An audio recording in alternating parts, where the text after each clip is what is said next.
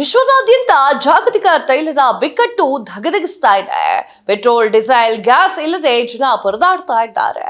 Iran, Israel ಹಾಗೂ America ನಡುವಿನ ಸಮರದಿಂದ gas ಸಮಸ್ಯೆ ಮಿತಿ ಮೀರಿದೆ.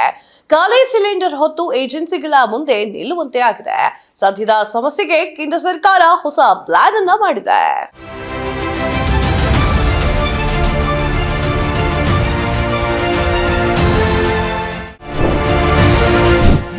ಬಂದ್ ಪೆಟ್ರೋಲ್, ಡೀಸೆಲ್, ಗ್ಯಾಸ್ ಬಂದ್.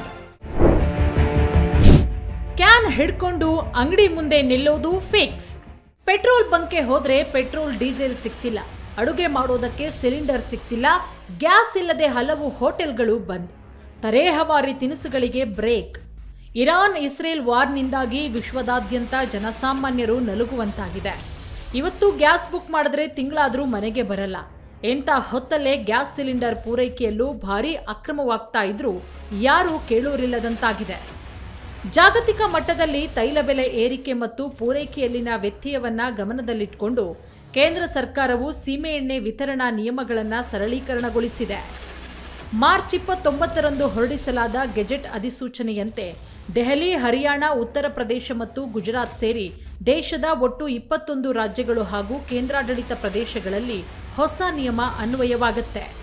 ಪ್ರಮುಖವಾಗಿ ಮನೆ ಬಳಕೆಯ ಅಡುಗೆ ಮತ್ತು ದೀಪದ ಉದ್ದೇಶಕ್ಕಾಗಿ ಇಂಧನ ಲಭ್ಯತೆಯನ್ನು ಖಚಿತಪಡಿಸೋದು ಈ ನಿರ್ಧಾರದ ಉದ್ದೇಶವಾಗಿದೆ.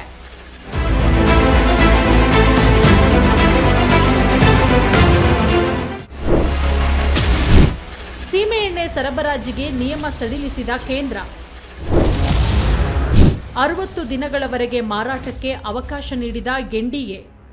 ಈ ನಿಯಮದ ಪ್ರಕಾರ ಮುಂದಿನ 60 ದಿನದವರೆಗೆ ಅಥವಾ ಮುಂದಿನ ಆದೇಶದವರೆಗೆ ಆಯ್ದ ಪೆಟ್ರೋಲ್ ಪಂಪ್ಗಳು ಮತ್ತು ಚಿಲ್ಲರೆ ಮಾರಾಟ ಮಳಿಗೆಗಳ ಮೂಲಕ ಸೀಮೆಎಣ್ಣೆ ವಿತರಿಸಲು ಪೆಟ್ರೋಲಿಯಂ ಮತ್ತು ನೈಸರ್ಗಿಕ ಅನಿಲ ಸಚಿವರಾದ ಹರ್ದೀಪ್ ಸಿಂಗ್ ಪುರಿ ಅನುಮತಿಸಿದ್ದಾರೆ.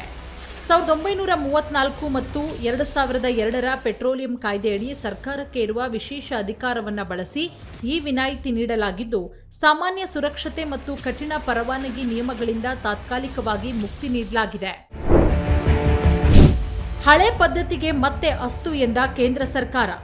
ಪರಿಷ್ಕೃತ ಮಾನದಂಡಗಳ ಅಡಿಯಲ್ಲಿ ರಾಜ್ಯ ಸರ್ಕಾರಗಳು ಪ್ರತಿ ಜಿಲ್ಲೆಯಲ್ಲಿ 2 ಸೇವಾ ಕೇಂದ್ರವನ್ನು ಗುರುತಿಸಲಿದೆ. ಈ ಕೇಂದ್ರಗಳು ಗರಿಷ್ಠ 5,000 ಲೀಟರ್ವರೆಗೆ ಸೀಮೆಎಣ್ಣೆಯನ್ನು ಸಂಗ್ರಹಿಸಿ ಸಾರ್ವಜನಿಕರಿಗೆ ವಿತರಿಸಬಹುದಾಗಿದೆ.